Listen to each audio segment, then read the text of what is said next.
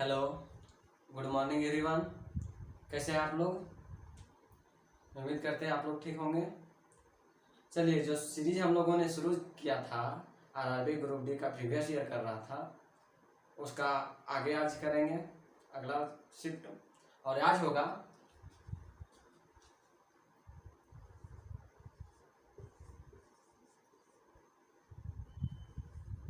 10 सितंबर का first shift. First shift होगा। हम लोग RRB group D previous year कर रहे थे। ग्रुप डी था 2018 का हम लोग क्वेश्चन कर रहे थे। आज होगा 23 सितंबर का फर्स्ट शिफ्ट। ठीक है, इसमें टोटल 25 सवाल है और देखते हैं कि किस तरह का सवाल आ रहा है। टफ है, इजी है, मॉडरेट है, और फिर उसका सॉल्यूशन भी करेंगे हम लोग। तो चैनल पे जो अभी आप लोग नए हैं वो चैनल को सब्सक्राइब कर लीजिए, वीडियो को लाइक कर दीजिए और दोस्तों में भी शेयर कर दीजिए। जो अभी बताएंगे उसका PDF Telegram channel V2 maths, वहाँ भी सर्च कर लीजिएगा, वहाँ भी जुड़ जाइएगा आप लोग और आपको सब पीडीएफ मिलते रहेगा, अपडेट मिलते रहेगा उस चैनल पे। ठीक है, तो आप लोग वो भी चैनल को कर लीजिए और फेसबुक पेज V2 मैथ्स वो भी सर्च करके आप वहाँ भी जुड़ सकते हैं हमारे साथ। चलिए, ज़्यादा बातें नहीं करेंगे और स्टार्ट करते हैं पहला क्वेश्चन। पहला सबसे आसान सवाल में हम लोग बढ़ेंगे। पहला सवाल एकदम आसान सवाल है। सवाल क्या है? सिंप्लीफिकेशन का है क्वेश्चन।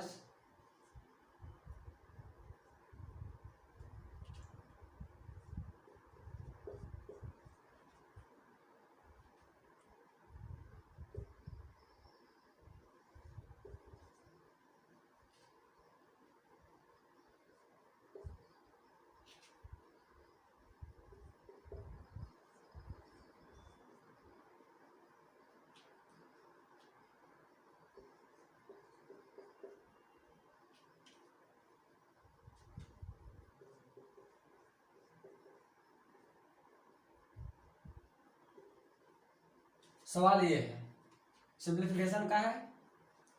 ठीक है, अब कैसे सॉल्व करेंगे ऐसे सवाल को? आसान सवाल है, पहला क्वेश्चन सबसे आसान मिल गया। देखिए, पहले क्या करते हैं हम लोग? ऑफ का काम करते हैं। ठीक है, तो ऑफ से पहले जो ब्रैकेट है उसका काम करेंगे। तो ब्रैकेट का काम कर लेते हैं और ऑफ के साथ जो लगा है उसका कर लेंगे। तो यहाँ क्या आ जाएगा? 63 माइनस 3 और सबको जोड़ देंगे क्योंकि सब साइन माइनस में है। 8 2 10 और 4 14 माइनस में चला जाएगा, -14। भागा करेंगे 3 और फिर इसका काम करेंगे।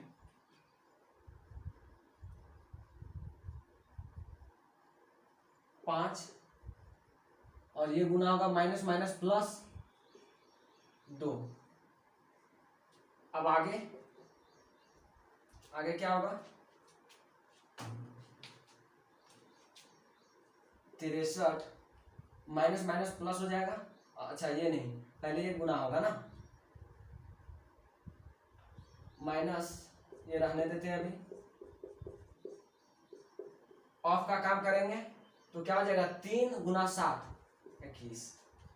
अब होगा 63 और ये गुना इससे होगा -42 और भागा 21।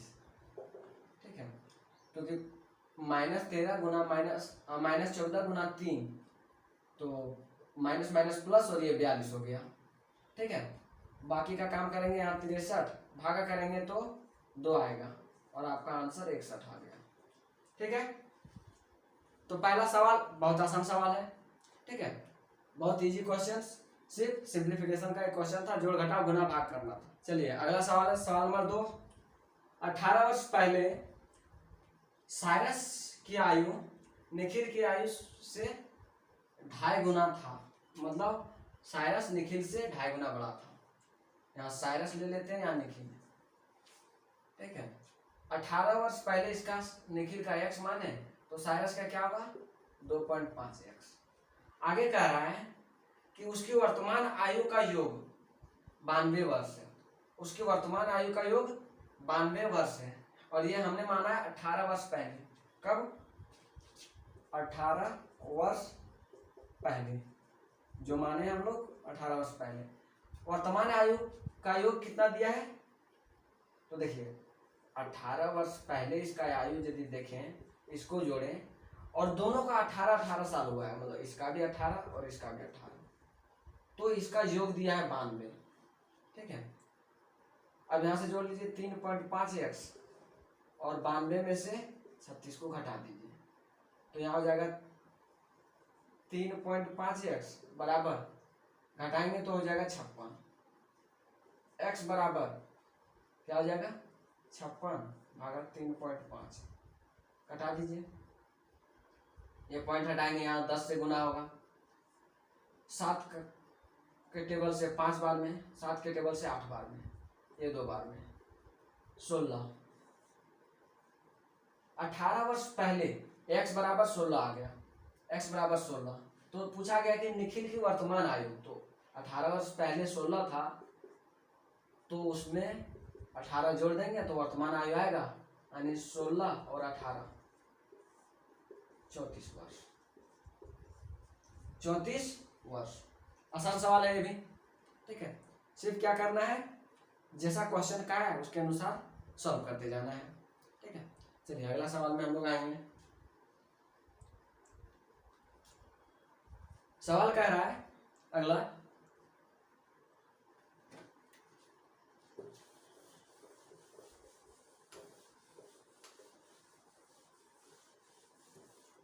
अगला सवाल है कि शर्ट का दिया है एमआरपी, यानी अंकित मूल्य, अंकित मूल्य दिया हुआ है, कितना दिया है 1600 रुपया। ठीक है, और फिर उस पर कुछ डिस्काउंट दे रहा है, और डिस्काउंट क्या दे रहा है, दिवाली के टाइम में 10% का डिस्काउंट दे रहा है, छूट 10% का दे रहा है। ठीक है, तो पूछा गया है कि इसका सेलिंग प्राइस बताइए, एसपी। तो आसान है, 10% का छूट दिया है, तो कोई भी चीज अपने आप में 100% होता है, उसमें 10% छूट दिया तो कितने में बेचा? कोई भी चीज अपने आप में 100% होता है, तो वो 10% का छूट दिया, तो बेचा कितना में? बेचा 90% में। तो हम क्या निकालेंगे, 1600 का 90%, तो कितना होगा 1600 का 90%, 90 और प्रतिशत के लिए नीचे गुना, ये 2 कट गया, हो गया। कुल कितना में बेचा वो? 1440 रुपया में। ठीक है, सवाल आसान है, सवाल में कोई दम ही नहीं था। ठीक है, अब अगला सवाल में हम लोग बढ़ेंगे। ऐसे ही आसान सवाल जनरली ग्रुप में आते हैं। ठीक है, तो आप लोग ऐसे सवाल को बहुत आसानी से कर सकते हो। चलिए अगला सवाल की ओर बढ़ेंगे हम लोग। सवाल कह रहा है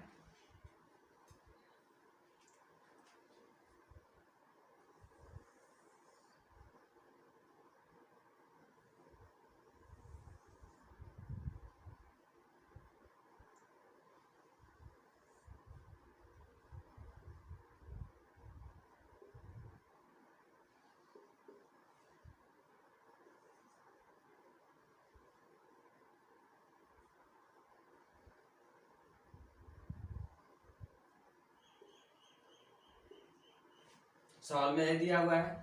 ठीक है, एक बार पढ़ देते सवाल को। सवाल कह रहा है कि दो वृत्त एक दूसरे को बाह्य रूप से बिंदु x पर स्पर्श करते हैं। कहाँ? x पर, यहाँ। ठीक है, और दोनों का जो स्पर्श रेखा है PQ है, और त्रिज्या दिया हुआ है कैपिटल R स्मॉल r। तो बोला जा रहा है कि आप हमें बता दो PQ²। क्या बता दो? PQ²। अब कैसे निकालेंगे? तो एक फॉर्मूला आप लोगों ने पढ़ा होगा, और नहीं पढ़ा है तो ध्यान से देखिए, फॉर्मूला आप लोग लिख लीजिएगा, नोट कर लीजिएगा, याद कर लीजिएगा। क्योंकि ऐसे क्वेश्चंस में क्या होगा कि यदि फॉर्मूला नहीं पता है तो छोड़ के आना होगा, कोई उपाय नहीं है, कोई उपाय नहीं रहेगा छोड़ के आने के अलावा। इसीलिए ऐसे क्वेश्चन में फॉर्मूला आपका दिमाग में रहना बहुत जरूरी है। तो देखिए कैसे, फॉर्मूला क्या है, पहले फॉर्मूला है जब भी ऐसे कहा जाए तो फॉर्मूला होता है कि बड़ा जो है त्रिज्या यानी बड़े वृत्त की त्रिज्या के योगफल का स्क्वायर माइनस बड़े वृत्त की त्रिज्या माइनस छोटे वृत्त की त्रिज्या का घटाव का स्क्वायर। ठीक है, मतलब R plus capital R plus small R का square minus capital R minus small R का स्क्वायर। ठीक है, तो ये फॉर्मूला है, ये फॉर्मूला आप लोग याद कर लीजिए। और यही फॉर्मूला पे जैसे यहाँ तो कुछ नहीं दिया है, ऐसे ही दे दिया है कैपिटल आर और स्मॉल आर, लेकिन कभी कभी क्या होगा, कोई क्वेश्चंस में इसका वैल्यू दे देगा कि बड़े वृत्त की त्रिज्या 10 सेंटीमीटर है और छोटे वृत्त की त्रिज्या 4 सेंटीमीटर है, कुछ इस तरह दिया जाएगा। तो ये फॉर्मूला यदि आप लोग याद रखें तो बहुत आसानी से हो जाएगा, और नहीं तो मुश्किल है, छोड़ के आना होगा ऐसे क्वेश्चंस को। तो देखिए, इसलिए ऐसे फॉर्मूला को याद कर लीजिए, नोट कर लीजिए साइड में। अब आप लोग ये जानते हैं ए प्लस बी का होल स्क्वायर माइनस ए माइनस बी का होल स्क्वायर, फॉर्मूला क्या आता है 4ab, यही होता है फॉर्मूला। ठीक है, ये पी क्यू स्क्वायर पूछा था आपसे, पी क्यू बराबर ये फॉर्मूला होता है। आपसे पूछा क्या है, पी क्यू स्क्वायर, ये क्या होगा, ये आपसे पूछा है। ठीक है, फॉर्मूला क्या होता है, पी क्यू बराबर under root capital R plus small R का square minus capital R minus small R का स्क्वायर। तो ये पी क्यू बराबर हो गया। अब हमें क्या चाहिए, पी क्यू का स्क्वायर, इधर स्क्वायर किया तो इधर भी स्क्वायर करेंगे, और जैसे स्क्वायर करेंगे तो क्या होगा, रूट हट जाएगा, और आंसर आपका ये दिखा, मतलब पी क्यू स्क्वायर बराबर 4r r और स्मॉल आर है ना, ये हो जाएगा। ठीक है, समझ में आ गया। ऐसे क्वेश्चंस में थोड़ा मेहनत करना होगा। चलिए अगला क्वेश्चंस में आएंगे हम लोग।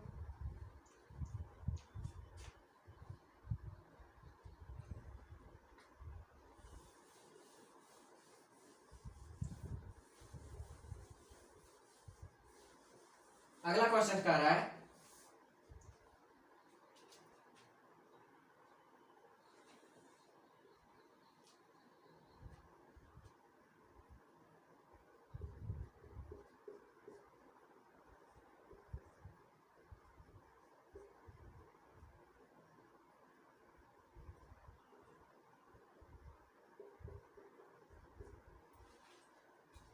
ये लाइन दिया हुआ है, ठीक है, और पूछ रहा है आपसे कि ये पॉइंट आप बता दो। क्या पूछ रहा है, ये दिया हुआ है, जैसे ये 2 में है, ये 1 में है, ठीक है, ये आपसे दिया हुआ है। बोल रहा है कि इसका जो सो निर्देशांक क्या होगा, एक्स और वाई का वैल्यू पूछ रहा है कि ये पॉइंट का क्या होगा। यानी पूरा यदि क्वेश्चन पढ़े तो ये दिया हुआ है कि एक बिंदु है जिसका यह निर्देशांक पॉइंट और दूसरा पॉइंट यहाँ है, एक लाइन है और इसको 2:1 में आंतरिक रूप से विभाजित किया गया है। तो आप बता दीजिए कि ये पॉइंट क्या होगा, यानी एक्स और वाई क्या होगा। ठीक है, सवाल कुछ ये है। अब देखिए कैसे करते हैं ऐसे सवाल को, फॉर्मूला आप लोगों ने पढ़ा होगा, ठीक है, सेक्शन फॉर्मूला इसको बोलते हैं, सेक्शन फॉर्मूला। सेक्शन फॉर्मूला में क्या होता है कि इसको हम x1 और y1 मानते हैं और ये x2 और y2 मानते हैं, और ये होता है m और इधर होता है n। फॉर्मूला होता है x1n plus x2m divide by m plus n, ये x के लिए हो गया। इसी तरह y1n plus y2m divide by m plus n, ये फार्मूला है। ये भी फार्मूला आप लोग याद कर लीजिए, कहीं नोट कर लीजिए फार्मूला को, क्योंकि ऐसे सवाल सिर्फ फार्मूला के बेस पे ही बनाए जा सकते हैं। ठीक है, देखिए तो कैसे करेंगे, x और y चाहिए ना, x के लिए x1 क्या है -1, गुना n की जगह 1 है प्लस x2 क्या है, x2 2 है गुना m है 2 और यहाँ हो जाएगा m आने 2 प्लस 1। इसी तरह इसमें क्या होगा, x आने y1 है 0 गुना 1 plus 6 multiple 2 divide by 2 plus 1। Finally होगा -1 प्लस 4/3 और यहाँ हो जाएगा 12/3। आंसर हो जाएगा 3/3 और 12/3 कट जाएगा एक बार में और 4 बार में। और ये आंसर क्या हो गया 1,4 यानी x का वैल्यू 1 आ गया और y का वैल्यू 4 आ गया। ऑप्शन नंबर आपका होगा बी। ठीक है, तो ऐसे सवाल को आप फॉर्मूला से ही बना सकते हैं, तो इसीलिए ऐसे फार्मूला को भी याद कर लीजिए। चलिए अगला सवाल में हम लोग आते हैं।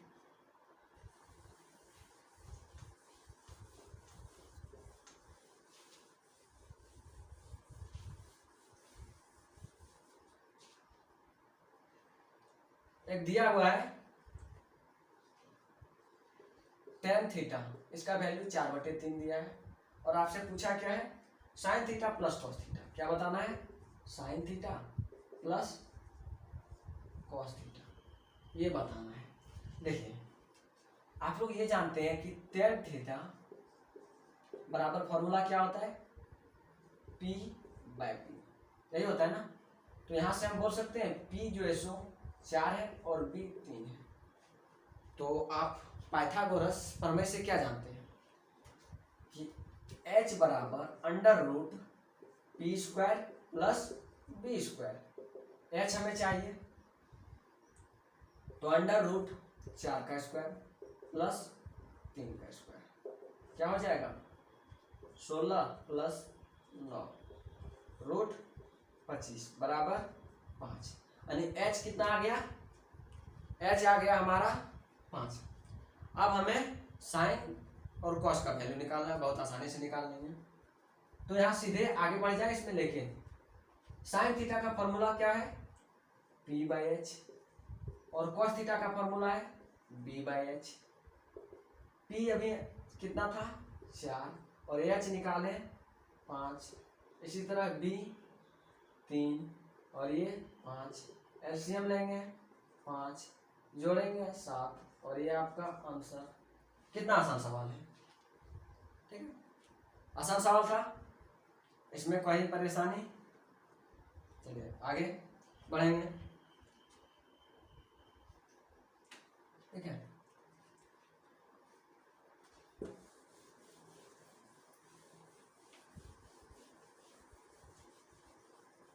आगे है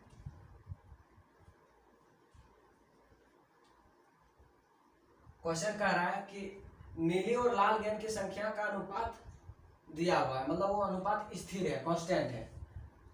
नीली यानी ब्लू और रेड, ये है इसका संख्या स्थिर है।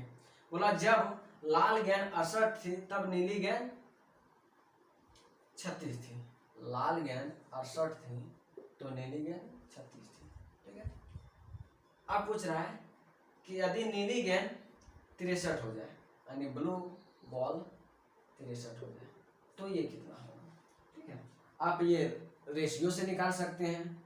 ठीक है, आप फिर डायरेक्ट यदि आता है तो उससे निकाल सकते हैं। चलिए रेशियो से निकालते हैं। ठीक है, यहाँ कौन से रेशियो में है, यहाँ जो है इसको लिख सकते हैं, यहाँ कुछ नहीं है तो x मान लेते हैं। अब इसको लिख सकते हैं 36/68, ये रेशियो x 36, तो यहाँ लिख सकते हैं 63/x। ठीक है, अब कट रहा है तो कटा दीजिए। कट रहा है किससे 9 से, 9 चौक 36, 9 7 63। ठीक है, और एक बार में 17 बार में, तो x बराबर क्या हो जाएगा 17 गुना 7 बराबर 119। ये आंसर। देखिए कितना आसान सवाल है। ठीक है, समझना है इस सवाल को और सॉल्व कर देना है। चलिए अगला सवाल में बढ़ेंगे।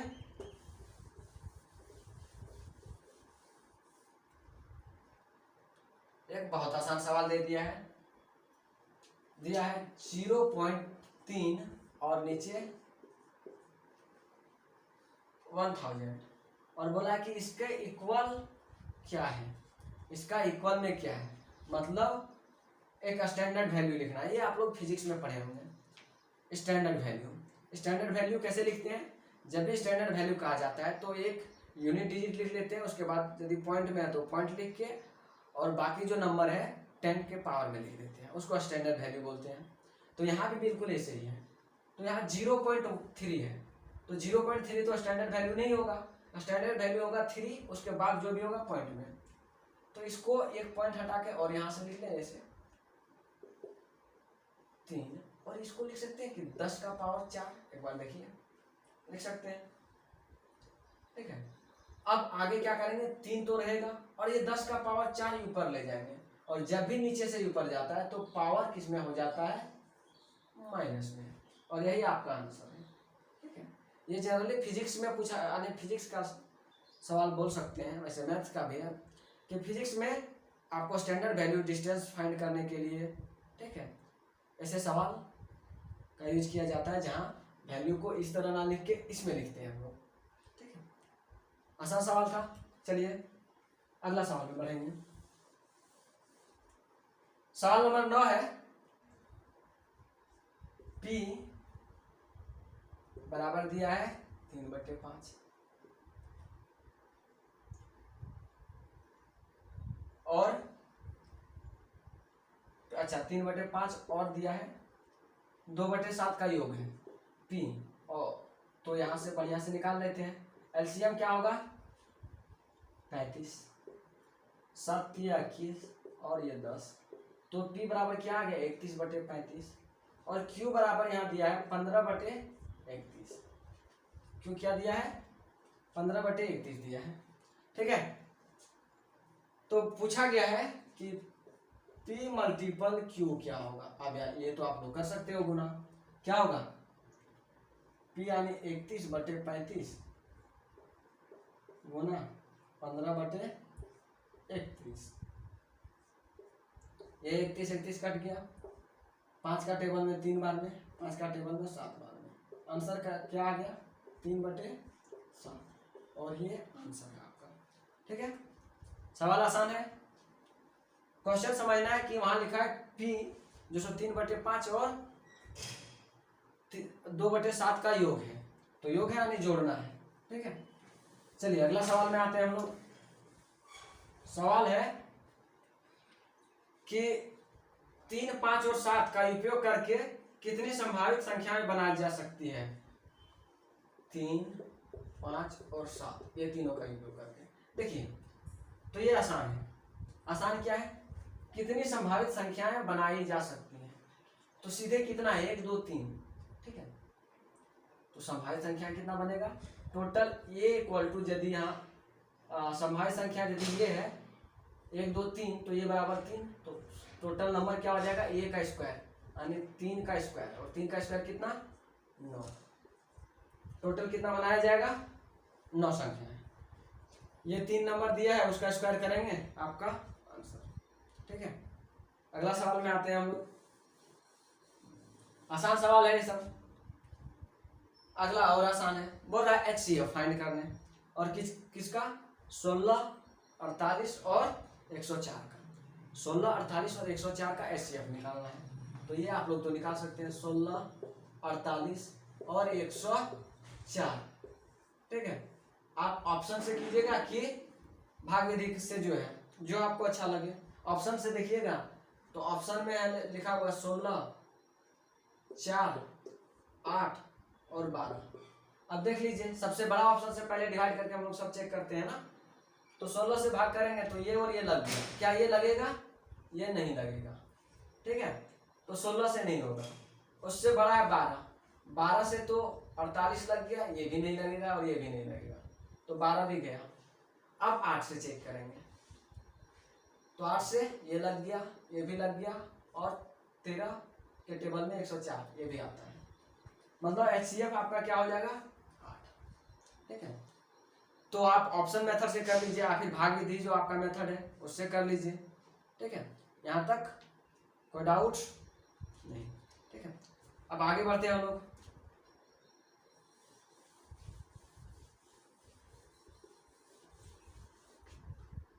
आगे क्या है, एक त्रिभुज दिया हुआ है,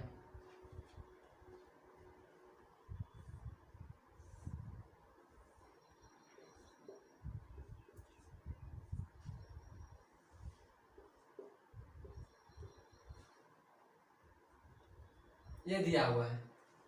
ठीक है, बोला गया ये और ये दोनों समांतर है, और कुछ AD 1 है और BD 3 है, और आपसे पूछा है एरिया ऑफ त्रिभुज ADE बाय एरिया ऑफ त्रिभुज ABC, यही पूछा है आपसे, यही पूछा है, दोनों का एरिया का रेशियो।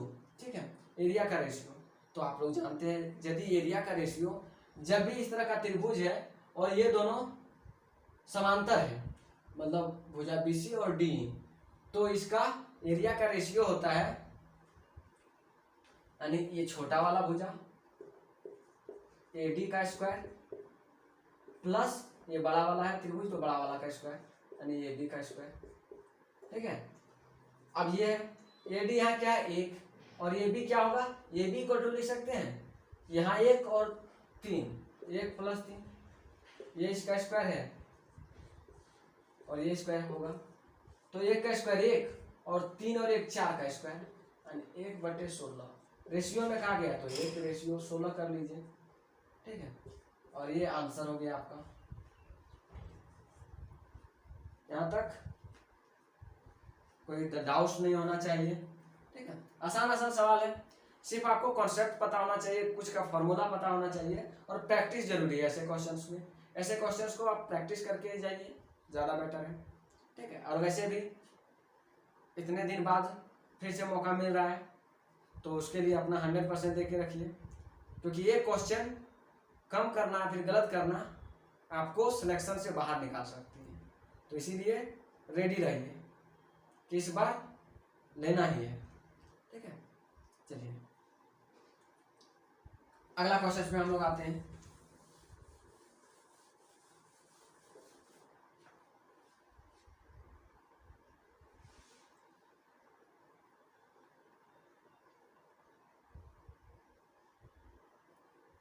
CP दिया हुआ है 1975, प्रॉफिट परसेंट दिया है 12%, और आपसे पूछा SP क्या है, SP क्या है।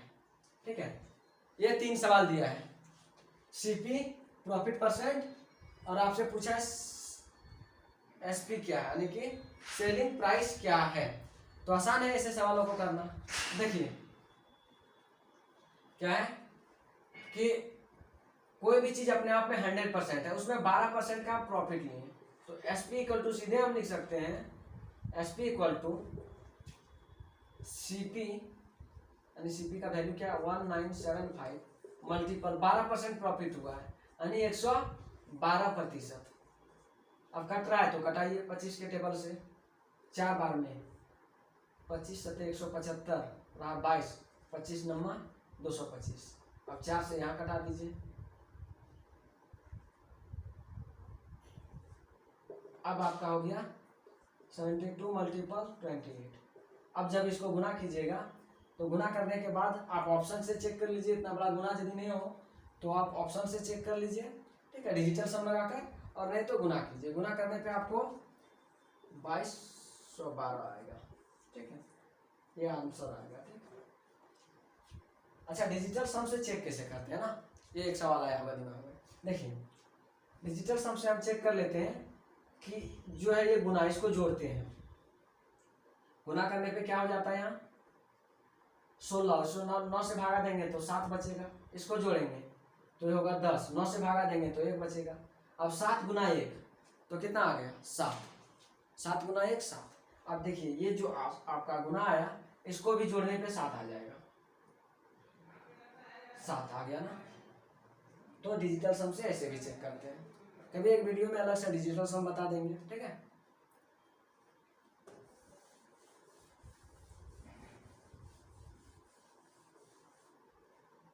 चलिए अगला क्वेश्चन से,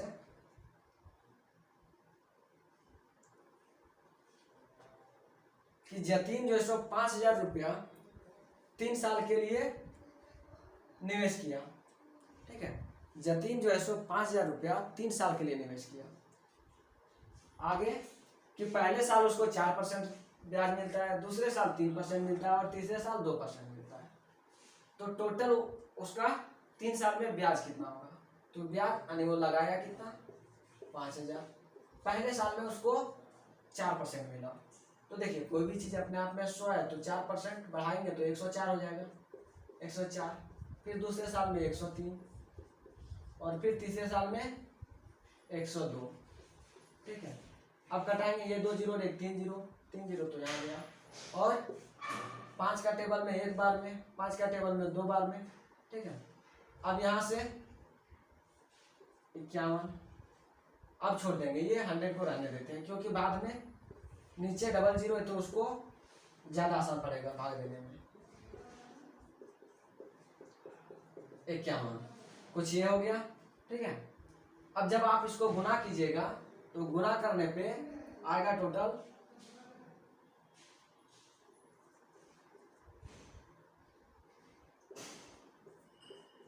इतना। ठीक है, गुना करने पे इतना आएगा। अब फाइनली आप लिख सकते हैं उसको कुल इतना ब्याज मिला। ठीक है, उसको कुल मतलब ब्याज नहीं, उसका टोटल 3 साल बाद इतना राशि हो गया। ठीक है, 3 साल के बाद इतना राशि हो गया उसका। चलिए कोई दिक्कत है यहाँ तक? अगला क्वेश्चन में हम लोग आएंगे, क्वेश्चन नंबर 15।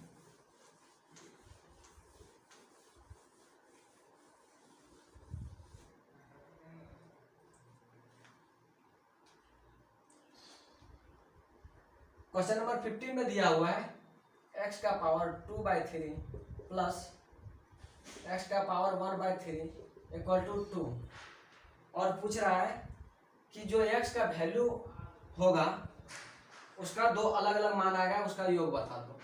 उसका 2 अलग अलग मान आएगा, उसका योग बताना है। तो क्या करें, देखिए ऐसे सवाल में हम क्या करते हैं, कॉमन क्या दिख रहा है दोनों में, x का पावर 1/3 यहाँ भी, और यहाँ 2/3 है और यहाँ 1/3, यानी हमें कॉमन दिख रहा है x का पावर 1/3, और इसको हम क्या करें, ये मान लेते हैं। तो अब क्या लिख सकते हैं, जैसे ये मानेंगे तो अब इसको लिख सकते हैं, ये 1/3 तो मान लिए, तो यहाँ बच गया स्क्वायर प्लस यहाँ a इक्वल टू 2। ठीक है, अब यहाँ से a स्क्वायर प्लस ये -2 इक्वल टू 0। द्विघात समीकरण में तोड़ दीजिए, किसमें, द्विघात समीकरण में। तो कैसे, देखिए ये स्क्वायर, अब द्विघात समीकरण में तोड़ने का सबसे जो सो आसान एक तरीका है कि ये दोनों को गुणा कीजिए। ठीक है, क्या आया, 2a स्क्वायर, गुणा करने पे 2a स्क्वायर आया और जोड़ने घटाने पे ये आएगा। तो यहाँ लिख सकते हैं +2a माइनस ये -2। देखिए जोड़ने घटाने पे वही ये आ गया, गुणा करने पे -2a स्क्वायर आ गया इक्वल टू 0। अब यहाँ से हम कॉमन ले सकते हैं, ये कॉमन करें तो ये +2, -1 कॉमन करें तो ये +2, तो a का वैल्यू आ गया ये +2 और एक आया ये -1, तो a का वैल्यू एक में -2 और एक में 1। अब जब यहाँ रखेंगे a का वैल्यू तो ये क्या हो जाएगा, a के यदि रखें यानी x का पावर 1/3 इक्वल टू ये था ना, तो एक -2। अब ये पावर को हटाना है, ये 1/3 पावर को हटाना है, तो क्या करें, इस पे हम 3 से गुना कर दें तो ये भी पावर पे 3 से गुना करेंगे, ये हट जाएगा, x होगा तो यहाँ -8। ये हो गया पहला। दूसरा में ऐसे कर सकते हैं, x का पावर 1/3 बराबर 1, फिर से 3 से यहाँ गुना तो यहाँ भी 3 से, तो x इक्वल टू 1 आ गया। अब बोला है कि इसका योग क्या होगा, इसका योग क्या होगा, तो योग देखिए -8 और 1, -8 जोड़ 1 बराबर -7, और ये आपका आंसर। ऐसे सवाल पे फोकस ज्यादा करना है, आप डायरेक्ट देख के दिमाग में आएगा ही नहीं कि कैसे करें। ठीक है, तो ऐसे सवाल को थोड़ा सा आप लोग को मेहनत करना होगा। और नहीं जनरली क्या हुआ था पिछले बार कि ऐसे सवाल को ज़्यादातर बच्चे छोड़ के आए थे या फिर गलत टिक कर लिए थे, क्योंकि इसका थोड़ा सा कॉन्सेप्ट पता होगा तो बहुत अच्छे से कर सकते हो आप लोग। Any doubts? यदि डाउट्स होगा तो आप लोग कमेंट में एक बार पूछ लीजिएगा, ठीक है। चलिए अगला क्वेश्चन में हम लोग आते हैं।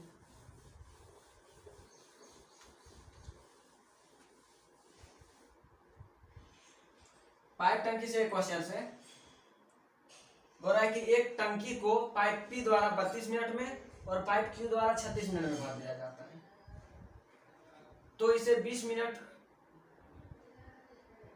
अच्छा, एक और पाइप है आर, जो पी क्यू और आर, ये 3 पाइप है, ठीक है। पी जो सो भरता है 32 मिनट में, क्यू भरता है 36 मिनट में, और ये 20 मिनट में खाली कर देता है। मतलब ये दोनों भरने वाला है और ये खाली करने वाला है, ठीक है। अब आगे बोल रहा है कि यदि तीनों को एक साथ खोल दिया जाए तो टैंक का आधा भाग भर जाएगा, आधा।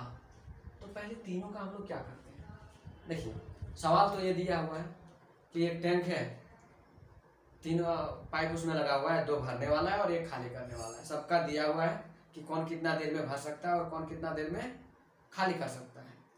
अब आपसे सवाल पूछा है कि टंकी को पूरा नहीं भरना है, आधा ही भरना है, और तीनों को एक साथ चालू कर दिया जाए तो कितने देर में टैंक आधा भर जाएगा।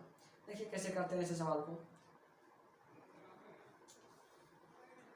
तीनों का सबसे पहले क्या करेंगे, एलसीएम निकालेंगे। एलसीएम निकालेंगे, कितना होगा 32, 36 और 20।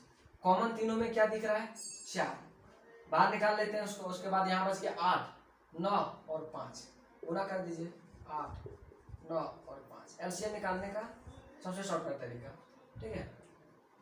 अब कितना हो गया 32 पंचे 160, 9 1440, 44 होता है 1440। अब 32 के टेबल में 1440 कितने बार में आता है, तो 8 चौक 32 आ गया, बच क्या गया 45 बार में ये भरेगा। इसी तरह 36 के टेबल में ये दोनों गुना कर दीजिए, जो बच गया ये भी भरेगा। और 20 के टेबल में 5 4 20 हो गया, यानी ये दोनों बच गया, यानी 72, ये खाली करेगा, ठीक है। अब बोल रहा है कि आधा टंकी का आधा भाग भरना है, तो पूरा कितना है टंकी का 1440, इसका आधा करेंगे यानी 1/2 से गुना करेंगे। और ये तीनों मिलके एक साथ कितना देर में काम कर रहा था, 40 और 45, 85 हो गया, और उसमें से 72 को घटा देंगे, हो गया 13। तो तीनों मिलके एक साथ 13 काम कर रहा था, तो 13 से भाग कर देंगे, कटा दीजिए 720 भागा 13 कीजिए, 13 पंचे 65, 7 रहा, फिर से 13 पंचे 65, 7 रहा, जो भी होगा इतने मिनट में टंकी वो आधा भाग भर जाएगा, ठीक है। आगे समझ में आसान सवाल, थोड़ा सा कैलकुलेशन है, सोचना होगा। अगला सवाल में हम लोग आते हैं।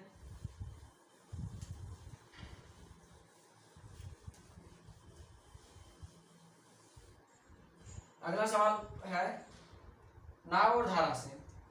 बोल रहा सवाल कि शांत जल में एक नाव 20 किलोमीटर प्रति घंटा से चलता है, ठीक है। यदि नाव धारा के विपरीत 4 घंटे में 20 किलोमीटर चले, देखिए शांत जल में नाव की चाल को हम लोग क्या मानते हैं, ये चल रहा है 20 किलोमीटर पर आवर, और बोल रहा है कि धारा के विपरीत 4 घंटे में 20 किलोमीटर, 20 किलोमीटर चलने में 4 घंटे, तो 1 घंटे में यानी 4 घंटे में 20 किलोमीटर, तो 1 किलोमीटर चल 1 घंटे में 20/4, 5 किलोमीटर, ठीक है। ये हमने 1 घंटे की चाल निकाल दी। देखिए, और तो आपसे पूछा कि धारा की गति y। देखिए सवाल आसान सवाल है, जो सवाल पूछा गया था वो सामने है।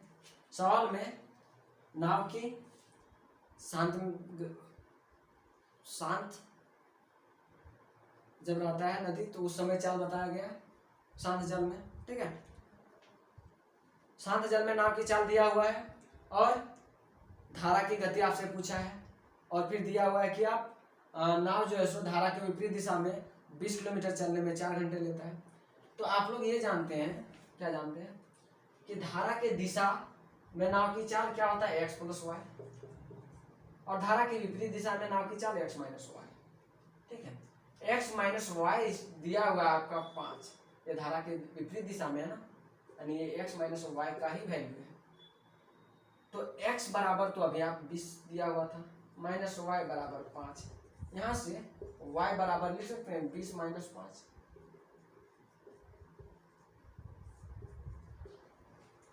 क्या हो जाएगा कि धारा के विपरीत दिशा में धारा की चाल, धारा के विपरीत दिशा में 5 किलोमीटर जा रहा है 1 घंटे में, ठीक है। तो विपरीत दिशा में उसका चाल हो जाएगा 15 किलोमीटर पर आवर, ठीक है।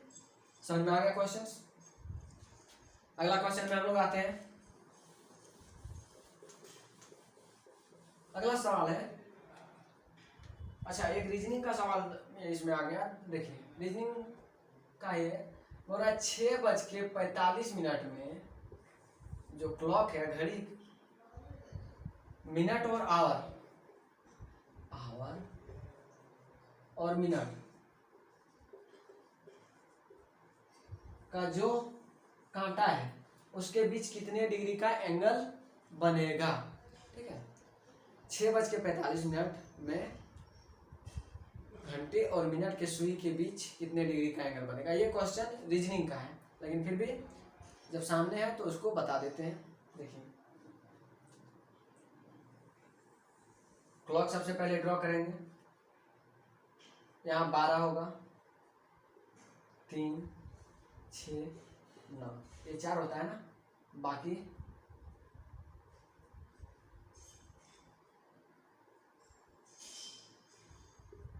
ये है। अब बोला जा रहा है 6:45, तो कुछ ऐसे होगा घंटे की सुई और मिनट की कुछ है, सुई कुछ ऐसे होगा। आपसे पूछ रहा है कि ये एंगल जो है वो कितने का है, ये एंगल कितने का है, कैसे निकालेंगे। तो ये जान रहे हैं कि टोटल मिनट का सुई जो चला वो कितने आवर चला, 12 आवर। 12 आवर जब चला तो वो 360 डिग्री का एंगल बनाया। कैसे, ये जानते हैं कि ये सर्कल है पूरा जब सर्कल में आप 360 डिग्री होता है ना, तो 12 घंटे में 360, तो 12 घंटे आने की यहाँ से यहाँ तक, तो वो 1 घंटे में कितना चलता है, 1 घंटे में 360/12, 30 डिग्री चलता है। अब 30 डिग्री, अब देखिए ये कांटा दिख रहा है, यहाँ से यहाँ 1 और यहाँ से यहाँ, यानी 1 घंटे यहाँ से यहाँ होता है ना, 12 से 1 जाएंगे 1 घंटे, तो 7 है, 7 से 8 1 घंटा, फिर 8 से 9 2 घंटा, ठीक है। मतलब ये घंटे के बीच का सुई आप बोल सकते हैं, या फिर कांटे के बीच का सुई। एक जो 7 से 8 जाने में 30 डिग्री चलेगा, 8 से 9 जाने में 30 डिग्री चलेगा, तो टोटल वहां हो गया 60 डिग्री। कितना डिग्री, 60 डिग्री। अब ये देखिए 60 डिग्री हुआ। अब ये लेकिन 60 पे पूरा नहीं, 60 से थोड़ा सा पहले, 60 से थोड़ा सा पहले, तो मिनट का सुई पूरा 60 में जाने के लिए कितना मिनट और बाकी है, कितना मिनट बाकी है, 15 मिनट। तो 15 मिनट में कितना डिग्री और वो पीछे जाएगा। तो देखिए 60 मिनट पूरा चलता है, तो यहाँ से यहाँ 30 डिग्री चलता है। जब ये मिनट का सुई पूरा 1 चक्कर लगाता है, तो घंटे का सुई 1 घंटे चलता है, यानी 30 डिग्री। तो 60 मिनट में, यहाँ लिखते हैं 60 मिनट में 30 डिग्री चलता है वो, तो 1 मिनट में कितना डिग्री चलेगा, 30/60 डिग्री। तो टोटल 15 मिनट में और कितना चलेगा वो, 15 मिनट में, तो 30/60 को कटा लेते हैं, 1/2 गुना 15, यानी 7.5 डिग्री। तो देखिए 60 डिग्री तो यहाँ चल गया। अभी बताएं कि यहाँ से यहाँ 30, तो ये 30 और 30 60 यहाँ चल गया, और ये पहले कुछ बाकी है, यानी यहाँ चलेगा तो ये पूरा होगा। कितना बाकी है, 15 मिनट में यदि ये चलेगा तो 7.5 डिग्री ये भी चलेगा, यानी 7.5 डिग्री ये पीछे है। तो 60 और 7.5 जोड़ दीजिए तो आपका होगा 67.5 डिग्री। ठीक है, और ये आपका आंसर। रीजनिंग का सवाल था लेकिन बहुत अच्छा सवाल था। ठीक है, ऐसे सवाल को प्रैक्टिस कर लेना है आपको। देखिए जैसे प्रीवियस ईयर में आ रहा है ना रेलवे में, तो ऐसे सवाल को आपको प्रैक्टिस कर लेना होगा। अब आगे अगला क्वेश्चन में आते हैं हम लोग। अगला क्वेश्चन से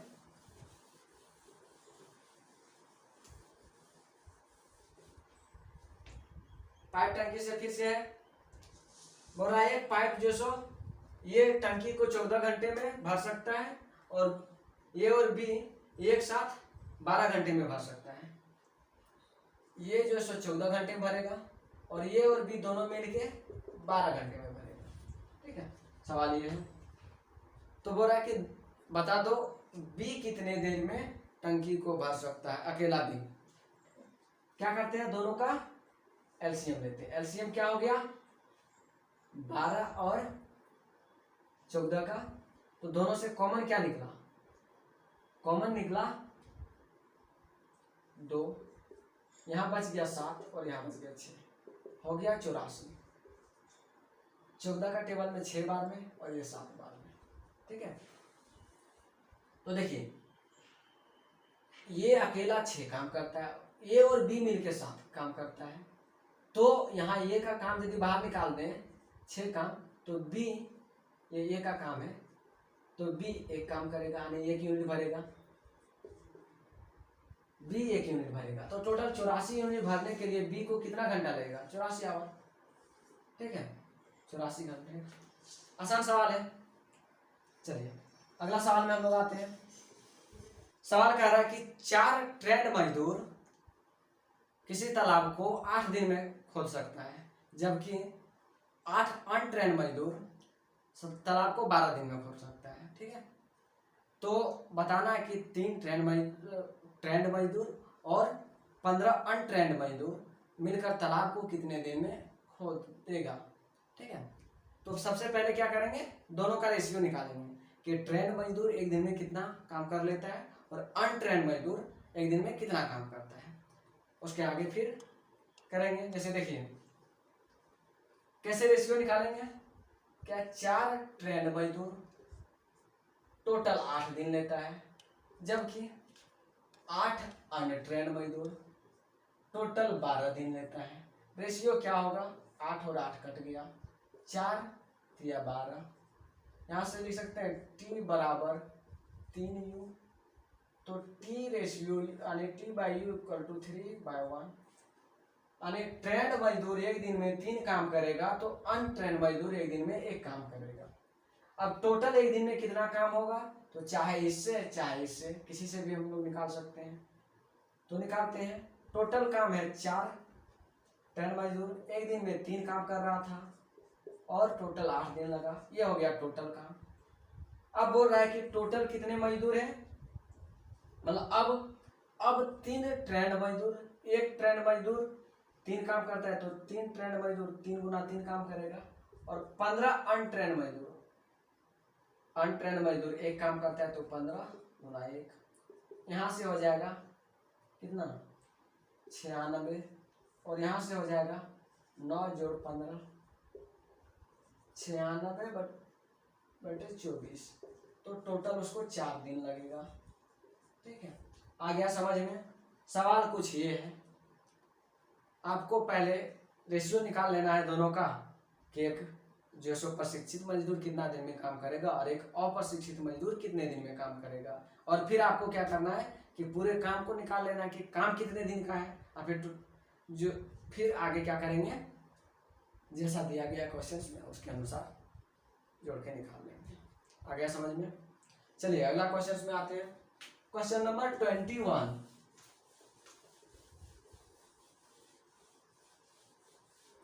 नंबर क्वेश्चन का है। क्वेश्चन एक बार लिख लेते हैं क्योंकि ये सिंप्लीफिकेशन का क्वेश्चन है।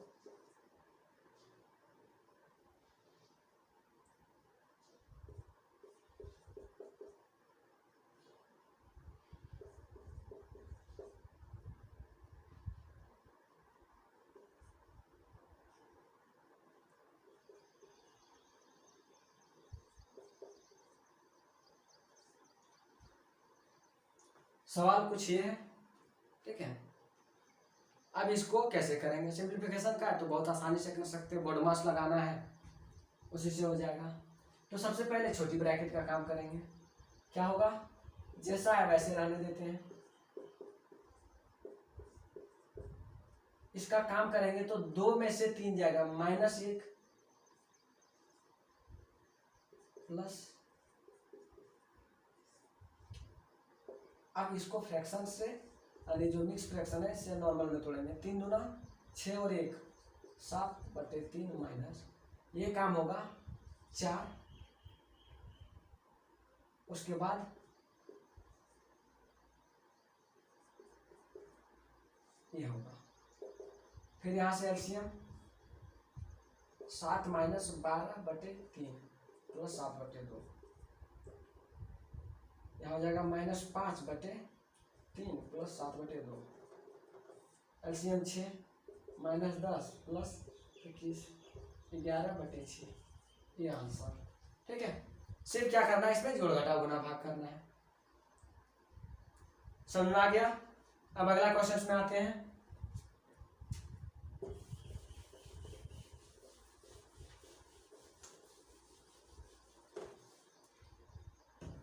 अगला सवाल है टाइम एंड वर्क से, पी और क्यू दोनों मिलकर जैसे ये काम को 6 दिन में पूरा कर सकता है, जबकि क्यू अकेला 10 दिन में वो काम को कर सकता है। तो बता दो पी अकेला कितना दिन में करेगा। पी और क्यू 6 दिन में पूरा काम करता है, पी अकेला 10 दिन में काम करता है, ठीक है। अच्छा क्यू अकेला है ना, तो पी कितना दिन में करेगा ये बताना है।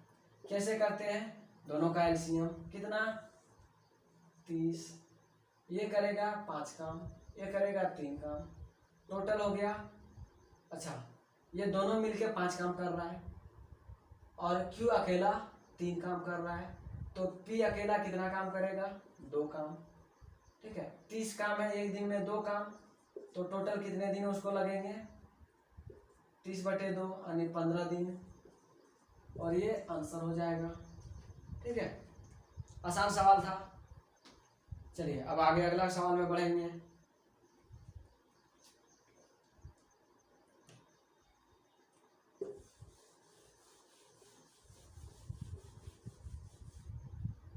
अगला सवाल कह रहा है, दिया हुआ है यहां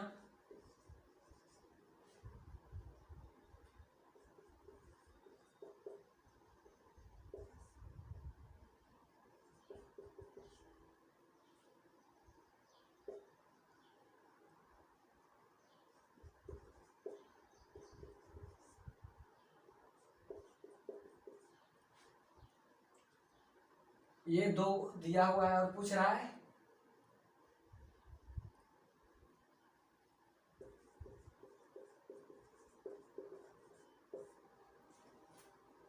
ध्यान से, नो सॉल्यूशन, यानी ये नहीं कि इसका सॉल्यूशन नहीं है, वो नो सॉल्यूशन नहीं है। क्वेश्चन में ये दिया हुआ है, ये 2 इक्वेशन दिया है और पूछ रहा है कि के का वैल्यू आप बता दो, किसका, के का वैल्यू, और आगे दिया है कि ये जो सो कोई हल संभव ना हो उसके रिस्पेक्ट में, यानी कि आप लोग पढ़े होंगे क्लास 10th में 3 अलग अलग बनता है, जिसमें एक होता है यूनिक सॉल्यूशन, एक होता है मैनी सॉल्यूशन और एक होता है नो सॉल्यूशन। मतलब जिसमें होगा केवल एक हल, फिर होगा बहुत सारे हल, और एक होगा सिर्फ और सिर्फ एक हल हो गया बहुत सारे, और एक कोई हल नहीं। तो ये सवाल जो है सो कोई हल नहीं का है। आप इसमें पढ़े क्या होंगे कि इसमें होता है A1/A2 बराबर B1/B2, ये होता है, ठीक है। अब A1 यहाँ लिखेंगे, A1x ये है ना, अच्छा ये स्क्वायर छूटा है दोनों में, A1x² plus B1y plus C1 equal to 0, और यहाँ A2x² plus B2y plus C2 0। तो देखिए A1 की जगह क्या है 14, लिखते जाते हैं 14, B और A2 की जगह 21, इसी तरह B1 की जगह 8 और B2 की जगह के नहीं, साइन भी देखना है -के, ठीक है। अब कट रहा है तो कटा दीजिए, हो जाएगा माइनस के बराबर 12, तो आप के बराबर -12, ये आंसर। आसान है, सिर्फ आपको ये तरीका पता होना चाहिए। ठीक है, अगला सवाल में हम लोग आएंगे।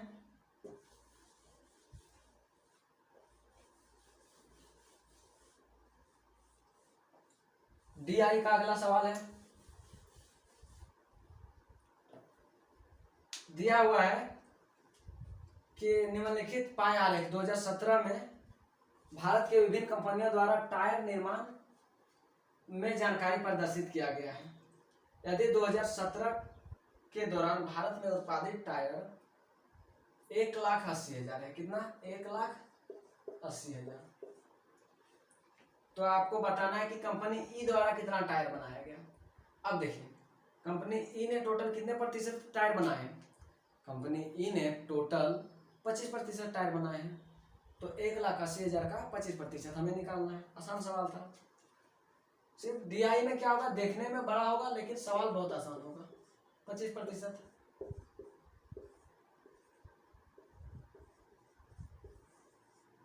आंसर हो गया। ठीक है, 45,000। समझ में आ गया? DI में सिर्फ क्या होगा, सवाल देखने में बड़े होंगे, बाकी होंगे बहुत आसान। अब अगला सवाल जो है सो एक और है, पाई चार्ट से ही है, पाई चार्ट नहीं है, ये सिर्फ ऐसे बार ग्राफ दिया हुआ है। क्वेश्चन नंबर 25 और आज का लास्ट सवाल। बोला है कि किस वर्ष स्टोर बी की बिक्री 13 लाख से अधिक है? तो देखिए, 13 लाख से अधिक किस में है? फर्स्ट ईयर में, यानी स्टोर बी फर्स्ट ईयर में 14 है, वो 14 लाख बेचा है। सेकंड में बी 12 लाख बेचा है और थर्ड में बी 8 लाख बेचा है। तो कौन से साल में 13 लाख से अधिक है? तो ईयर 1। इसमें लिखना क्या है? सीधे ऑप्शन नंबर आपका ऑप्शन नंबर बी होगा, ईयर 1 में। इस तरह आपका टोटल 25 में से 25 सवाल हो गया। कुछ सवाल जो थे उसमें थोड़ा मेहनत करना होगा आप लोगों को, प्रैक्टिस ज़्यादा करना होगा, क्योंकि सवाल जो है सो वो थोड़ा सा अच्छा लेवल का सवाल था। बाकी जो है सो सवाल अप्रोक्स 20 सवाल के आसपास तो ऐसे ही था, जो आसानी से आप लोग कर सकते हो। चलिए, ऐसे प्रैक्टिस करते रहिए और PDF आप डाउनलोड कर लीजिए, V2 मैथ्स जो है टेलीग्राम चैनल, उस पर जाके और सॉल्व कीजिए सवाल को। डाउट्स रहा तो आप कमेंट में पूछ लीजिएगा। चलिए, ठीक है।